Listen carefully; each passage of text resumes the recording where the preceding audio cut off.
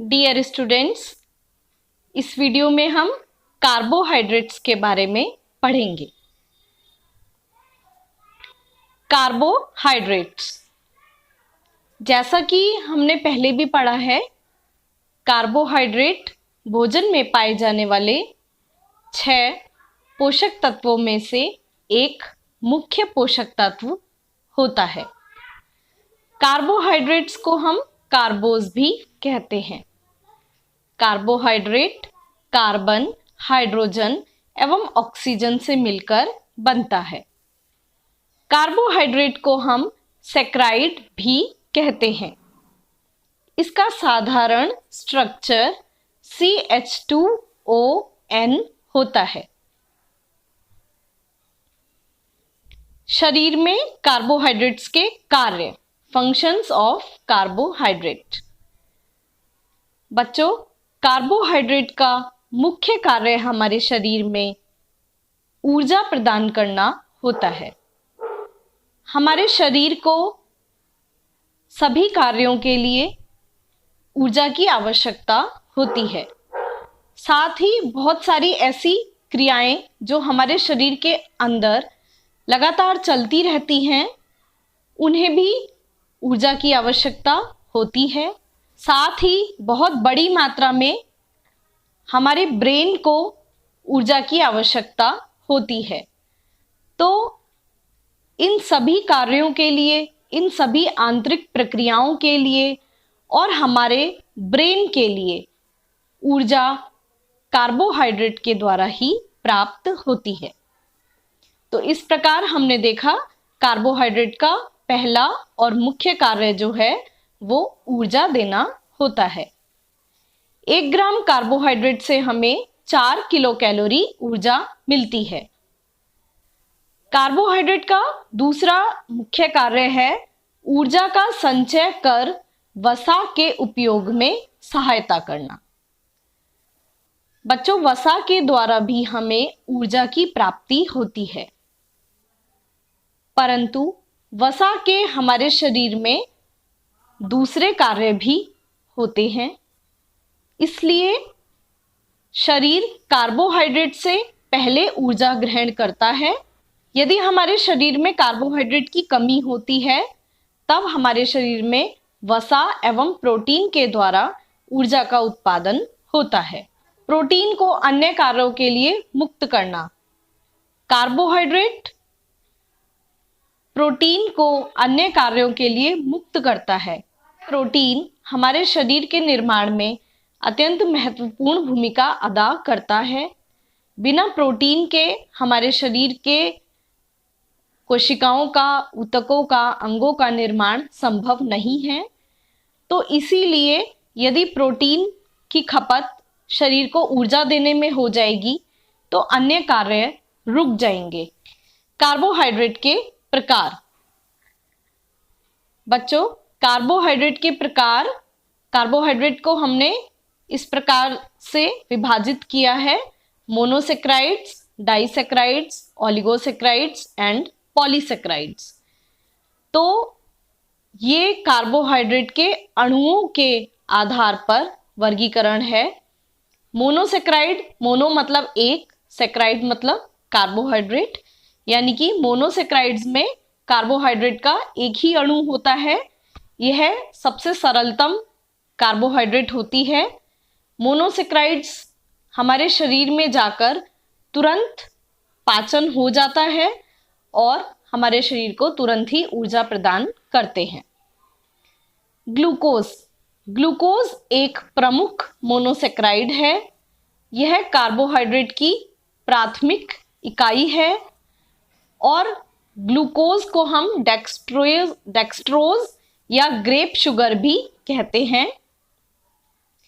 मानव रक्त में carbohydrate glucose के रूप में ही उपस्थित रहता है। ग्लूकोज हमारे शरीर को तुरंत ऊर्जा देता है।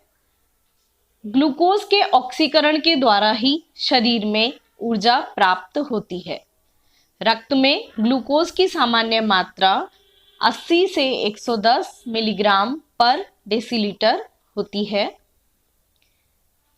बच्चों आपने वो ऐड भी देखा होगा जो ग्लूकॉन डी का टीवी में आता है, जिसमें कहते हैं तुरंत शक्तिदायक कोई नहीं ऐसा ग्लूकॉन डी जैसा।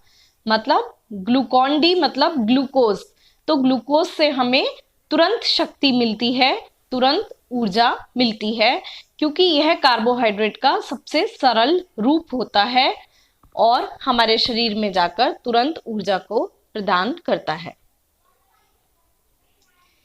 इसी के साथ फ्रक्टोज एवं गैलेक्टोज भी कार्बोहाइड्रेट की सरलतम इकाइयां हैं।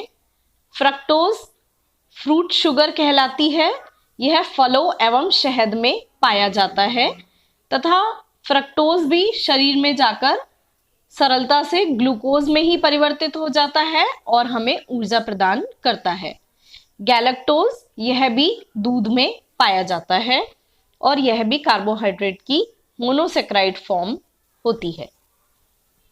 डाइसेक्राइड, डाई मतलब दो, सेक्राइड्स मतलब कार्बोहाइड्रेट, यानी कि कार्बोहाइड्रेट्स के दो अणु होते हैं या शुगर के दो अणु होते हैं। डाइसेक्राइड्स के अंतर्गत सुक्रोज, लैक्टोज और माल्टोज आता है। सुक्रोज हमारा गन्ने में और चुकंदर में पाया जाता है, लैक्टोज दूध में पाया जाता है, जबकि माल्टोज हमारा अंकुरित अनाज के माल्ट में पाया जाता है। इसी प्रकार पॉलीसेक्राइड, पॉली मतलब बहुत सारा, तो जिस कार्बोहाइड्रेट में 10 या उससे अधिक अणुओं की श्रृंखला होती है उसे हम पॉलीसेक्राइड्स कहते हैं। पॉलीसेक्राइड्स के अंतर्गत स्टार्च, पैक्टीन और सेलुलोज आते हैं। स्टार्च ग्लूकोज की इकाइयों की श्रृंखला है। स्टार्च अनाज में, आलू में, साबूदाना आदि में स्टार्च पाया जाता है। पैक्टीन यह फलों में पाया जाता है तथा सेलुलोज यह अघुलनशील कार्बोहाइड्रेट होता है। प्रायः सेलुलोज का पाचन हमारे शरीर में नहीं हो पाता, इसीलिए इसे अनुपलब्ध कार्बोज भी कहते हैं। सेलुलोज भी हमें वनस्पति जगत से ही, जैसे पेड़ पौधे आदि में ही प्राप्त होता है।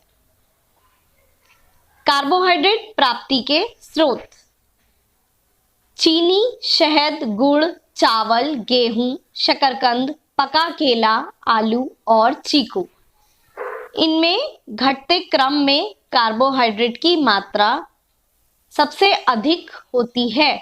मतलब चीनी, शहद या गुड़ अगर हम खाते हैं तो इनमें सबसे अधिक कार्बोहाइड्रेट पाया जाता है। इसी के साथ चावल, गेहूं, शकरकंदी, पका केला आदि, इनमें भी बहुत अधिक मात्रा में कार्बोहाइड्रेट मिलता है। आलू और चीकू जैसे फलों में भी कार्बोहाइड्रेट की अधिक मात्रा होती है। चावल या गेहूं और गेहूं से जितने भी प्रोडक्ट्स बनते हैं उनमें अधिक मात्रा में कार्बोहाइड्रेट पाया जाता है, जैसे आलू के चिप्स, बाजार में गेहूं से मिलने वाले बिस्किट्स, ब्रेड आदि, इन सभी में कार्बोहाइड्रेट की अधिक मात्रा पाई जाती है। कार्बोहाइड्रेट से संबंधित कुछ अन्य तथ्य देखते हैं जो परीक्षा के लिए उपयोगी हैं। वनस्पति से प्राप्त खाद्य पदार्थों में कार्बोहाइड्रेट अधिक मात्रा में पाया जाता है। कार्बोहाइड्रेट मुख्यतः शर्करा, स्टार्च तथा रेशों के रूप में इनमें उपस्थित होता है। सभी प्रकार के कार्बोहाइड्रेट कुछ न कुछ मूल इकाइयों से मिलकर बने होते हैं। ग्लूकोज एक सबसे प्रमुख मूल इकाई है। इसी के साथ फ्रक्टोज एवं लैक्टोज भी कार्बोहाइड्रेट की मूल इकाइयां ही होती हैं। चीनी ये ग्लूकोज और है। भोजन से प्राप्त होने वाली कुल कैलोरी का 60 से 70% भाग कार्बोहाइड्रेट के द्वारा ही लिया जाता है। मतलब हमारे शरीर में भोजन के द्वारा जितनी भी ऊर्जा मिलती है तो उस ऊर्जा का 70% भाग हमें कार्बोहाइड्रेट के द्वारा ही प्राप्त होता है। ऊर्जा को मापने की इकाई को हम किलो कैलोरी कहते हैं। यह ऊर्जा की वह मात्रा होती है जो 1 किलोग्राम पानी का तापमान 1 डिग्री सेंटीग्रेड तक बढ़ाने के लिए प्रयुक्त होती है। रक्त में अवशोषण के बाद कार्बोहाइड्रेट की सभी सरल इकाइयां अंत में ग्लूकोज में ही परिवर्तित हो जाती हैं, यानी कि कार्बोहाइड्रेट हमारे शरीर में ग्लूकोज के रूप में ही रहता है। रक्त ग्लूकोज को फिर शरीर के विभिन्न ऊतकों तथा कोशिकाओं तक पहुंचाता है और ग्लूकोज कोशिकाओं को फिर ऊर्जा देने का कार्य करता है। ऊर्जा की प्राप्ति के लिए कोशिकाओं में ग्लूकोज का ज्वलन होता है। इसके लिए ऑक्सीजन की आवश्यकता होती है। इस प्रक्रिया को ऑक्सीकरण की प्रक्रिया कहते हैं। शरीर के कार्य पूरे होने के बाद बचा हुआ ग्लूकोज ग्लाइकोजन के रूप में यकृत, लिवर में व मांसपेशियों में इकट्ठा हो जाता है, जो आवश्यकता पड़ने पर दोबारा ग्लूकोज में परिवर्तित हो सकता है तथा हमें ऊर्जा देता है। ग्लाइकोजन के रूप में एक निश्चित मात्रा में ही ग्लूकोज इकट्ठा होता है। अधिक मात्रा में ग्लूकोज होने पर वह वसा में परिवर्तित हो जाता है और वसा में परिवर्तित होकर हमारे शरीर में इकट्ठा होने लगता है। तो इस प्रकार हमने देखा कि कार्बोहाइड्रेट क्या है, उसके हमारे शरीर में क्या कार्य हैं, कार्बोहाइड्रेट किन भोज्य पदार्थों में पाया जाता है एवं कार्बोहाइड्रेट से संबंधित कुछ अन्य महत्वपूर्ण तथ्य।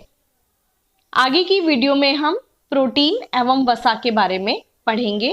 तब तक आप हमारे चैनल के साथ बने रहिए और इस चैनल को सब्सक्राइब करिए ताकि आगे आने वाली वीडियोस का आपको पता चलता रहे। धन्यवाद।